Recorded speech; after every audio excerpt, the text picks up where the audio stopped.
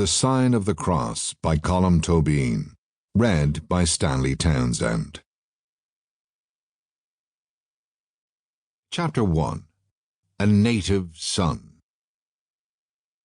I have a memory of a train arriving in Enniscorthy station in the early morning. My mother and my aunt were coming back from Lourdes. I must have been 5 or 6, which would make the year 1960 or 1961. I remember getting on the train and finding that the blinds were drawn on the windows. My mother and my aunt had just been sleeping. They were tired. They had travelled overland to Lourdes. Overland. That was one of the new words that suddenly became commonplace as the story of the journey was told. Basilica, courier, down through France. There was no fizzy orange to be had in France, and the heat was terrible in the bus, and everybody was dying of thirst. A bottle of orange juice cost a lot of money, but still it was worth it. It was so hot in France. Postcards came of torchlit processions, or of St. Bernadette, or of the statue of Our Lady of Lourdes. There were large plastic bottles of Lourdes water with shoulder straps, or smaller bottles in the shape of Our Lady of Lourdes with a blue screw-cap top. These were my first intimations of the world outside Ireland. My parents and aunts and uncles went to Lourdes, sometimes venturing over the border to San Sebastian in Spain. One aunt, my father's sister, went on pilgrimages to Rome and Santiago de Compostela. All along the mantelpiece of the back room at home, there were souvenirs from these journeys. An ashtray of Toledo gold, a small ornamental sword in a leather scabbard, a holy statue, and stories of the strangeness of continental Europe continued to be told. In the morning, in Lourdes, you would hear the adults say, they just had coffee and a roll for breakfast. They didn't have tea in France.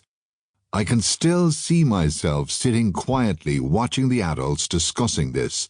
You'd love a cup of tea, someone would say, and the rest would nod, remembering their ordeal, exotic and frightening at the same time, and so oddly memorable.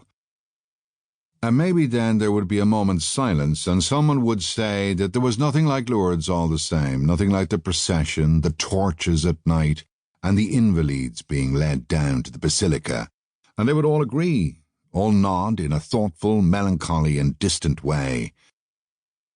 If you believed that you had problems, they'd say, you'd always meet someone worse.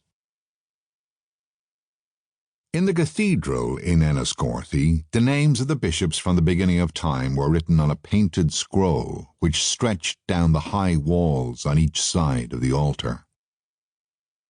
There was benediction after the boys' confraternity when the priest's voice would boom down the huge, half-empty, almost dark church.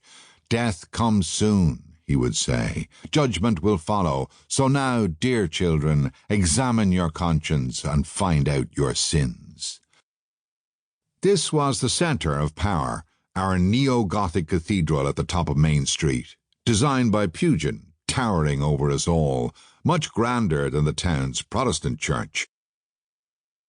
It was a sign of the great rich might of the Catholic Church in 19th century Ireland.